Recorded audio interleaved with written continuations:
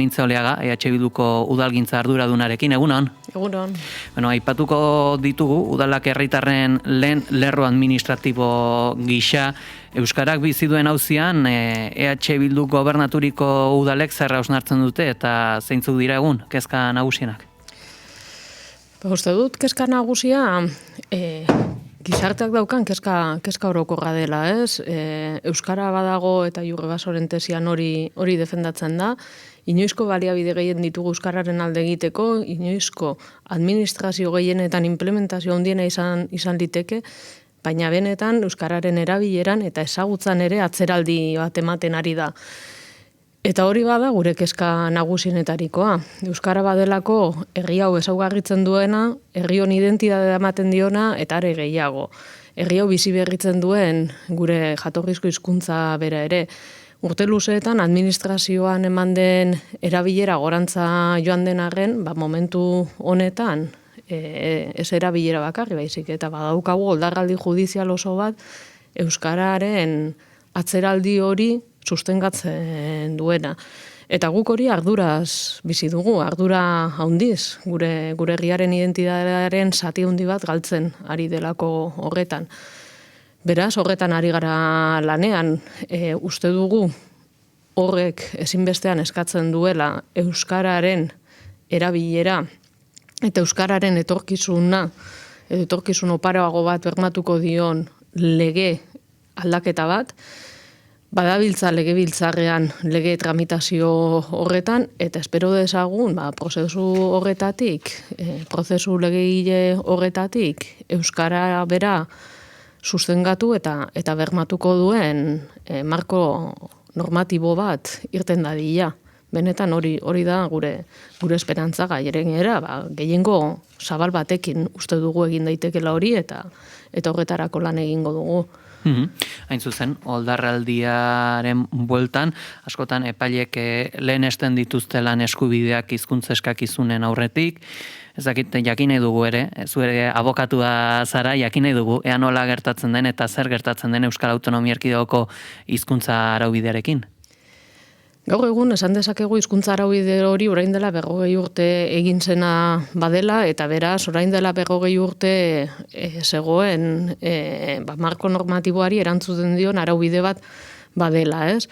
Ezinbestean gaur egungo gizarteak, gaur egungo administrazio egiturek eta gaur egungo marko normatiboek bestelako egitura bat eskatzen dute, eta bestelako egitura hori etorri behar da, bai, estatus politikoaren eztabaidan berme gehiago izatetik, edo etorri behar da, inkluso, EAen legebiltzarrean bestelako babes bat izatetik euskara berak.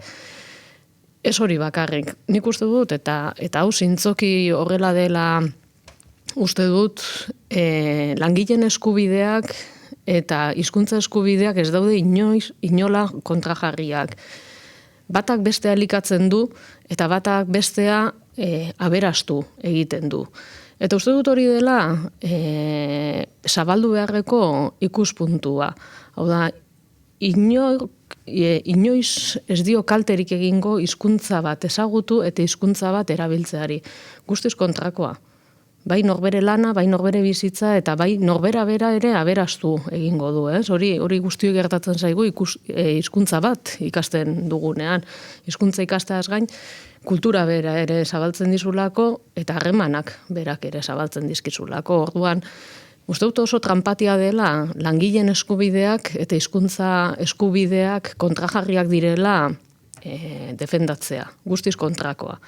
Hizkuntza eskubideak egiten duena da langilea bera aberastu eta aukerak eman, eta administrazioak egin behar duena da hori horrela dela bermatu. Akaso ez jakintasunetik, baina akaso eragilek edota alderdi politikoek edota, ez dakit, parte hartu beharko lukete oldarraldiaren bueltan izaten diren epaiketa guzti hauetan akusazio partikular gisa? Hori zaila da, esatea, akusazio partikularra bera oso mugatua dagoelako. Akusazio partikularra da kalte bat jasan duen, hori, baina gero jurisprudentziak ondo xehetzen du akusazio partikularrak zer izan behar duen, eta eztabaida juridikoetan jauzi gabe, uste dut ez dela eztabaida bera epaitegian eman behar. Baizik eta guri arduradun politikoei dagokigula arazo bat detektatzen dugunean, eta hemen badago arazo soziolinguistiko bat, horri irtenbide politikoak eta irtenbide, legezko irtenbideak ematea horretarako bai gaude parlamentuetan, botere legegile egiteko, eta momentu honetan arazo linguistiko bat bizi bada, arazo linguistiko horri marko normatibo berri batekin erantzuteko. Horre baita ere, azken asteetako albistea izan da besteak beste Gipuzkoako Foru Aldundiak airean utzi dituela hizkuntza eskakizunak eskainitako lanpostu berrietan. EH Bildu nola ikusten du hau? Tentuz ikusten du. EH Bildu uste dugulako badela bide, edo izan daitekela bide bat arriskutsua izan daitekena. Guk ulertzen dugu, azken urte luzeetan, oldarraldiak besteak beste ekarri duena badela lan eskaintza publikoak geldi egotea, hori bizi dugu besteak beste, udaletan ere idazkari kontu hartzaileen gabeziarekin, badago idazkari kontu hartzaileen gabezia orokortu bat udaletan, udalak blokeatzen ari dela egun, eta badauka Eusko Jaurlaritzak lan eskaintza publikoa deitua gelditua dagoena epaitegiekin. Hori horrela da, baina inoiz inola irtenbidea ezin litzateke izan hizkuntza eskubide edo hizkuntza eskakizun hoietan murriztapen bat ematea. Tentuz ikusten dugu eta uste duguna da horri irtenbide bat eman behar zaiela, eta lehen aipatu bezala irtenbidea ez dator epaitegietatik, irtenbidea marko normatiboa bera aldatzetik dator, eta hor marko normatibo horrek bermeak eman behar dizkio hizkuntza eskakizunei, administrazioan euskararen erabilerari, administrazioan euskaraz funtzionatzeko izan behar duen gaitasunari baita ere.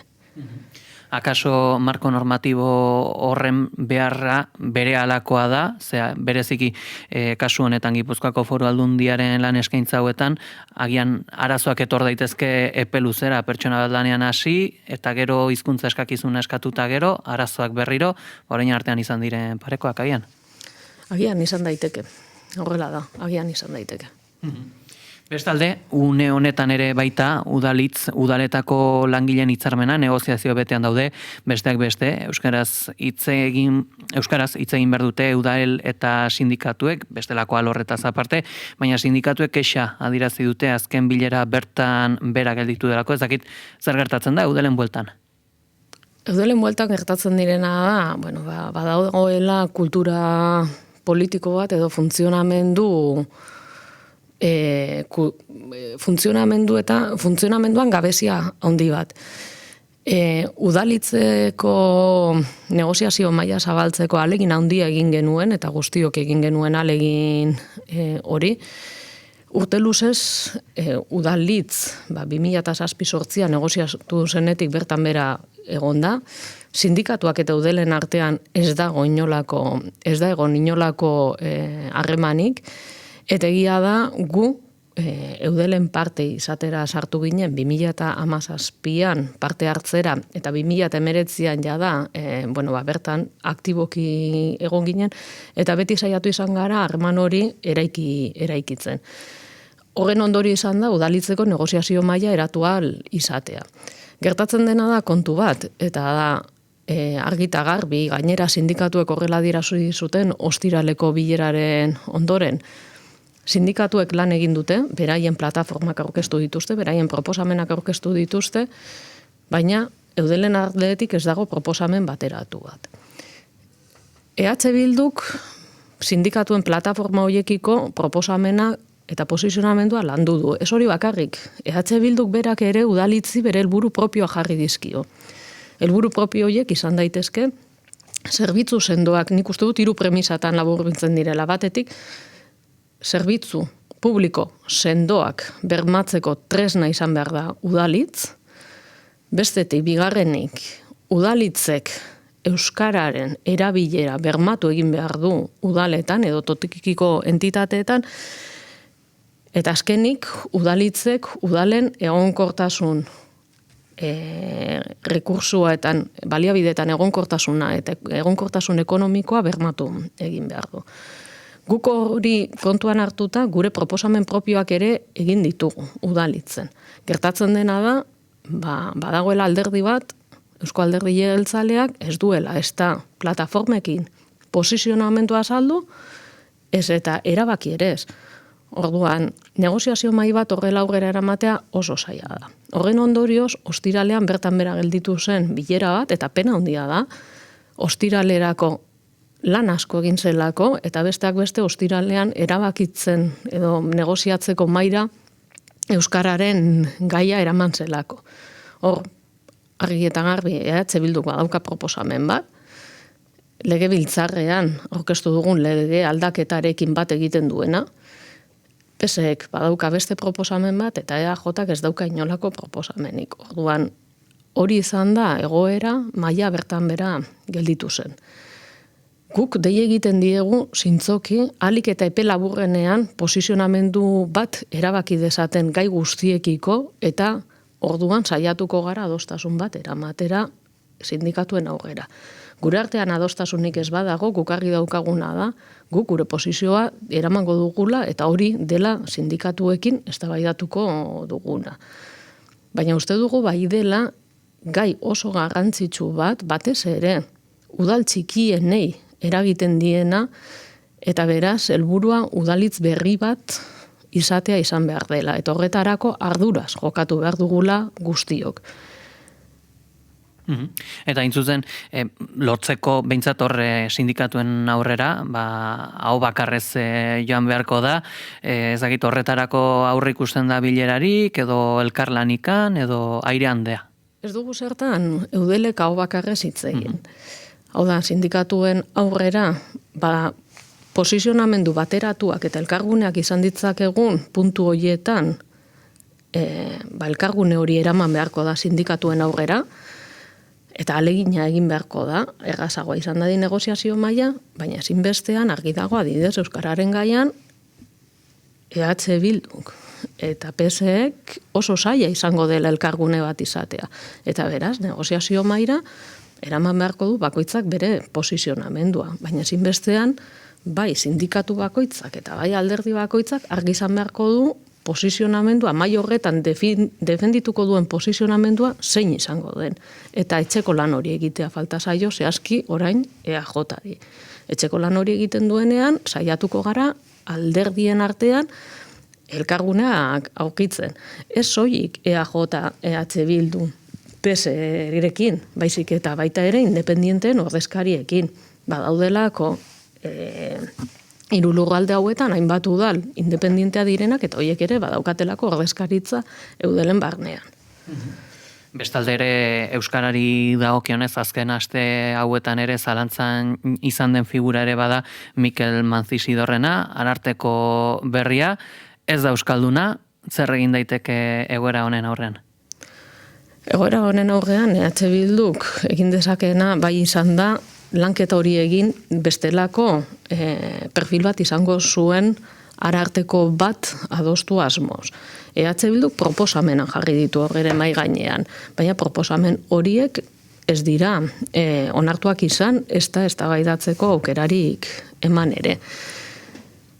Galdera ere, hizkuntza eskubideen alorrean adibidez oso zehatza da. Nola defendatuko ditu euskara ez dakien eta euskara jakiteko ahalegina ere egiten ez duen Ararteko batek herritarren hizkuntza eskubideak. Hortik hasi gaitezke eta beste ere modu batzuetara edatu, ez? EH Bildu bai horren inguruan irakurketa oso sendo bat egin duelako.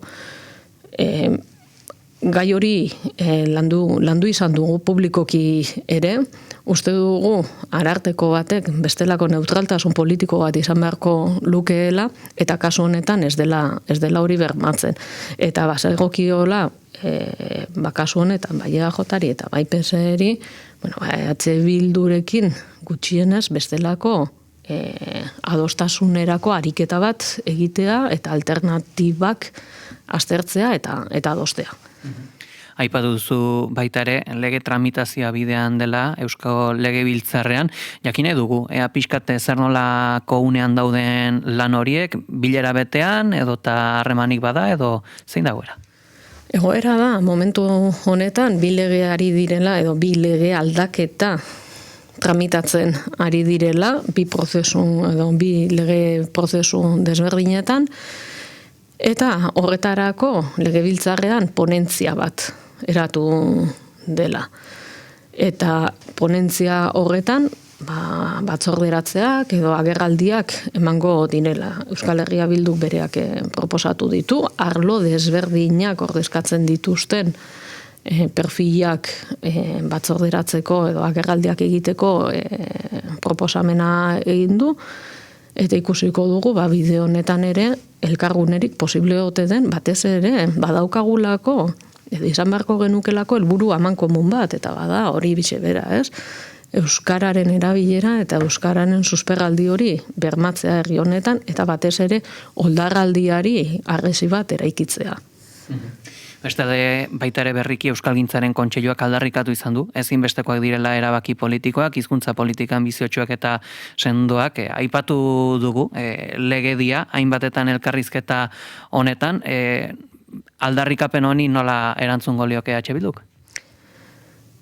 Lehenengo eta behin uste dugu gure hizkuntzak bestelako estatus baten beharra badaukala, eta proposamen hori publikoki azaldu dugu, eta beraz badago marko normatibo baten beharra, eta bestetik hizkuntza politika ausarten beharra ere, hizkuntza politika publiko ausarten beharra dauka herri honek.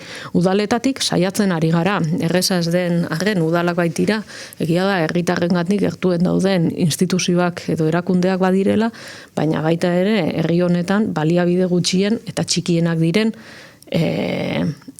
erakundeak dira, eta beraz nik uste dut asko egiten dugula, asko daukagula egiteko, baina baita ere egiteko gaitasuna mugatua dela, baina gakoa bai dago horretan, politika publiko ausartak egitekotan, eta are gehiago, marko normatiboa gainditu badezakete, are hobeto. Guzti hauekin gelditzen gera, Onintze Oleaga EH Bilduko udalgintza arduraduna, eskerrik asko gizonetan gurean izategatik. Mila esker zuei.